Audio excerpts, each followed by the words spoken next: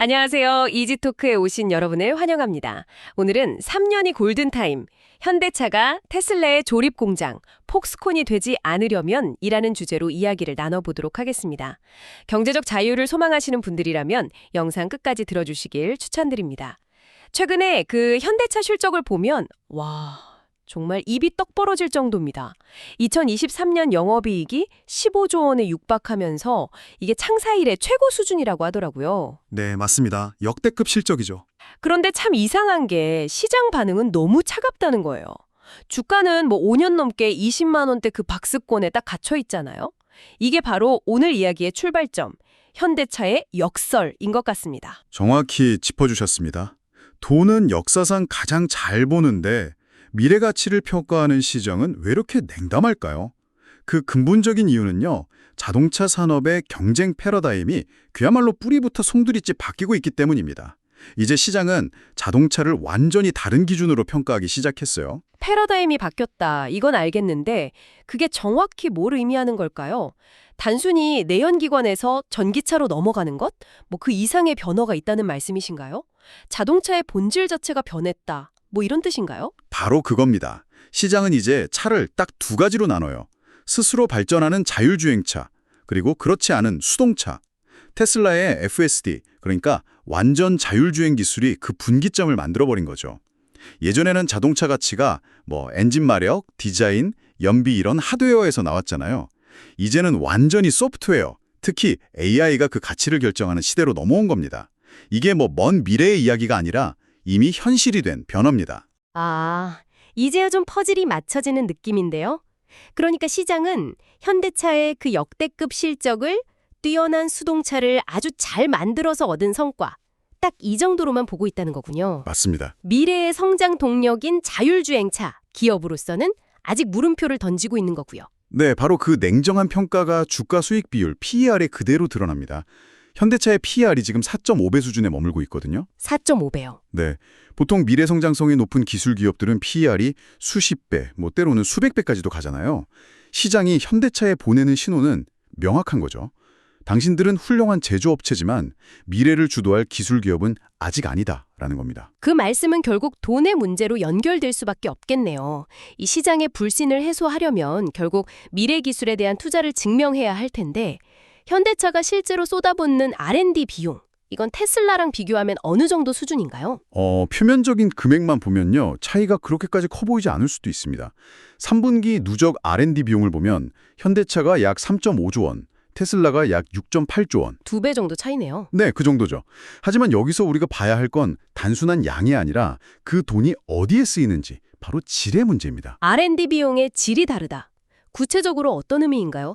똑같은 R&D라도 성격이 완전히 다르다는 말씀이시군요. 그렇습니다. 현대차 R&D의 상당 부분, 한 40% 정도는요. 신형 소나타나 그랜저 같은 기존 내용기관차 혹은 하이브리드 모델을 개선하는 데 쓰입니다. 일종의 유지보수비 성격의 개발비인 거죠.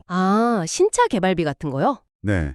반면에 테슬라의 R&D는 거의 100%가 AI, 옵티머스 로봇, 자율주행 전용 반도체 같은 이런 파괴적인 미래 기술에 집중이 되거든요. 그러니까 이 미래 기술에 대한 실질적인 투자 격차는 5배에서 6배, 어쩌면 그 이상으로 벌어져 있다고 봐야 합니다. 와, 격차가 생각보다 훨씬 심각하네요. 근데 이런 생각이 드는데요. 모든 걸 직접 다 할 필요가 있을까? 우리가 쓰는 스마트폰만 봐도 삼성이나 LG가 퀄컴의 고성능 칩을 사다 쓰고 또 구글의 안드로이드 OS를 얹어서 훌륭한 제품을 만들잖아요. 자동차도 외부에 뛰어난 자율주행 소프트웨어를 그냥 사와서 탑재하면 안 되는 건가요? 바로 그 지점이 자동차 산업의 가장 큰 딜레마고요. 스마트폰과 근본적으로 다른 점입니다. 만약 그게 가능했다면 현대차의 고민도 훨씬 덜했겠죠. 스마트폰은 처음부터 각 부품이 표준화된 규격에 맞춰서 독립적으로 개발되고 나중에 조립되는 모듈형 구조입니다. 하지만 자동차는 하나의 유기체처럼 복잡하게 얽힌 통합형 구조에 가까워요. 통합형 구조요? 좀 더 구체적으로 설명해 주실 수 있을까요? 자동차 구조가 어떻게 다르기에 그게 불가능한 건지. 예를 들어서요. 현대차의 아이오닉 5 한 대에는 브레이크, 에어컨, 창문, 와이퍼 이 모든 부품을 제어하는 각기 다른 회사가 만든 50개에서 많게는 150개에 이르는 독립된 두뇌, 즉 ECU라는 게 들어갑니다. 150개요? 네, 말 그대로 150개의 작은 뇌가 각자 자기 할 일만 하면서 복잡한 신경망처럼 얽혀 있는 거죠. 여기에 테슬라 OS 같은 강력한 중앙두뇌를 이식하려면 이 150개의 뇌와 신경망을 전부 드러내고 제로 베이스에서 완전히 새로 설계해야 합니다. 와, 이건 단순히 소프트웨어를 설치하는 수준이 아니라 자동차의 신경계 자체를 바꾸는 대수술이 필요한 거군요. 사실상 불가능에 가깝습니다. 그 수술을 하려면요. 각 부품을 공급하는 보시, 만도 같은 회사들이 자신들의 핵심 영업 비밀이자 밥줄인 소스 코드로 전부 현대차에 넘겨줘야 하거든요. 아, 그건 절대 안 되겠네요. 현실적으로 일어날 수 없는 일이죠. 그래서 자동차는 스마트폰처럼 될 수 없다는 겁니다.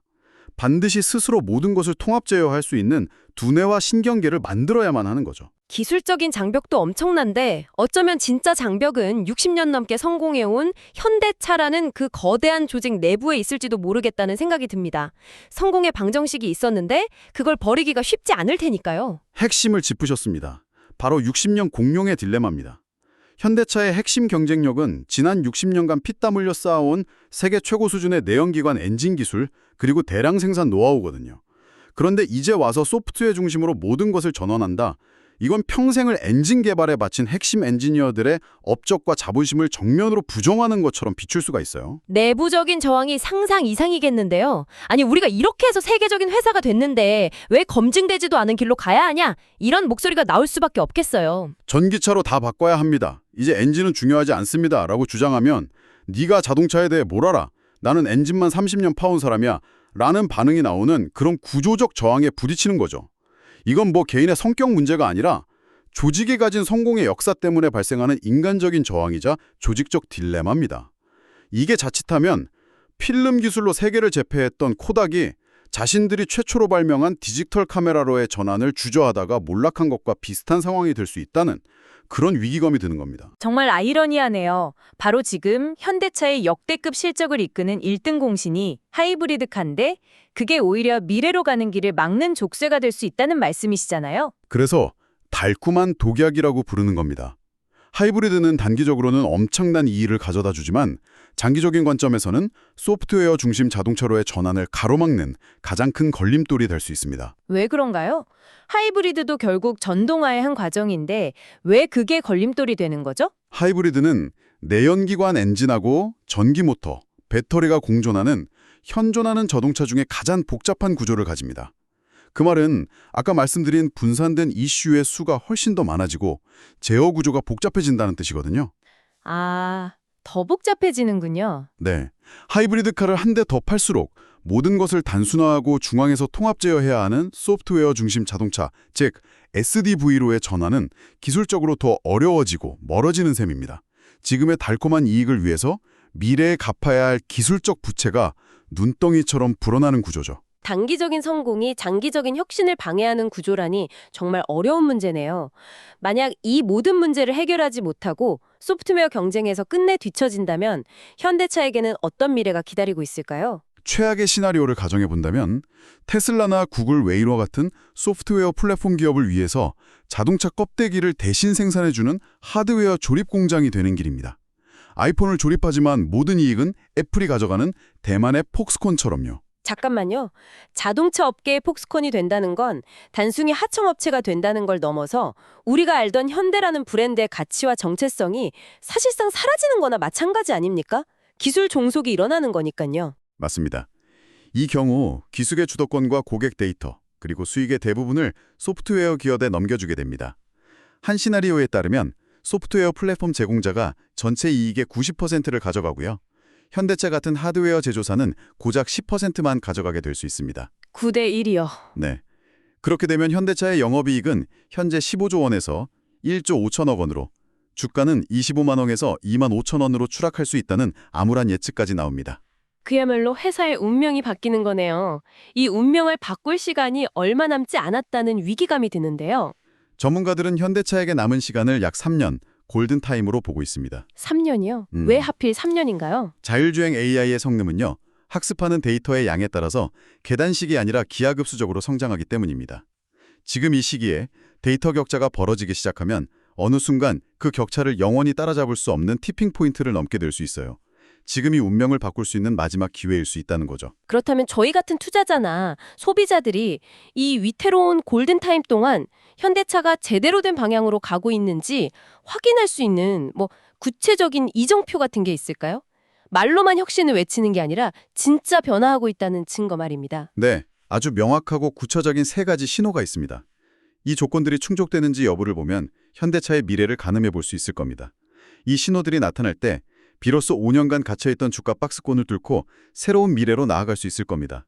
정말 중요한 정보네요. 첫 번째 신호는 뭔가요? 첫째, ECU 통합입니다. 앞서 말씀드린 150개가 넘는 ECU를 3에서 4개의 강력한 중한 컴퓨터로 통합하는 데 성공하는가? 이것은 차량의 신경계 구조가 근본적으로 바뀌고 있다는 가장 확실하고 물리적인 증거입니다. 알겠습니다. ECU 통합. 두 번째 신호는요? 둘째는 전용 반도체 개별입니다. 지금처럼 엔비디아의 비싼 범용칩에 의존하지 않고 자체적으로 설계한 저전력 고효율 AI 반도체를 대량으로 양산해서 차량에 탑재하는가? 이것은 소프트웨어의 핵심인 두뇌를 스스로 만들고 통제하겠다는 의지의 가장 강력한 표현이죠. 그리고 마지막 세 번째 신호는 무엇인가요? 마지막 셋째는 대규모 데이터 수집입니다. 몇 대의 시험용 차량이 아니라 우리가 길에서 흔히 보는 아반떼, 그랜저, 소나타 이런 수십만, 수백만 대의 양산차로부터 실제 주행 데이터를 클라우드로 실시간 수집하기 시작하는가. AI는 데이터를 먹고 성장하기 때문에 이게 자율주행 기술의 성패를 가를 결정적인 열쇠입니다. 이 세 가지를 꼭 눈여겨보셔야 합니다. ECU 통합, 전용 반도체, 그리고 대규모 데이터 수집. 이 세 가지가 현대차의 미래를 판가름할 시금석이 되겠군요. 결국 모든 것을 종합해보면 현대차는 돈도 있고 세계적인 수준의 엔지니어링 역량도 갖추고 있습니다. 진짜 문제는 다른 데 있는 것 같네요. 맞습니다. 진짜 질문은 할 수 있는가가 아니라 얼마나 의지가 있는가입니다. 지난 60년간 자신들을 성공으로 이끌었던 그 빛나는 내연기관 중심의 역사를 스스로 부정하고 완전히 새로운 소프트웨어 회사로 다시 태어나는 그 고통스러운 과정을 감내할 수 있느냐의 문제죠. 마치 불사조가 스스로를 불태우고 잿더미 속에서 다시 태어나는 것과 같은 그런 변혁이 필요한 겁니다. 단순한 기술 경쟁이 아니라 과거의 성공적인 자신과의 싸움, 즉 생존을 위한 자기 부정의 싸움이라는 말씀이시군요. 그렇습니다. 이것은 테슬라와의 경쟁 이전에 현대차 내부의 과거와 미래 사이의 싸움입니다. 대한민국 대표 기업의 미래가 바로 그 의지에 달려있다고 볼 수 있습니다. 60년 성공 신화가 오히려 가장 큰 적이 될 수 있다는 점이 참 많은 생각을 하게 합니다. 오늘 정말 흥미로우면서도 중요한 이야기였습니다. 구독과 좋아요, 그리고 알람 설정은 컨텐츠 제작에 큰 힘이 됩니다. 그러면 다른 주제를 다지고 다시 찾아뵙겠습니다.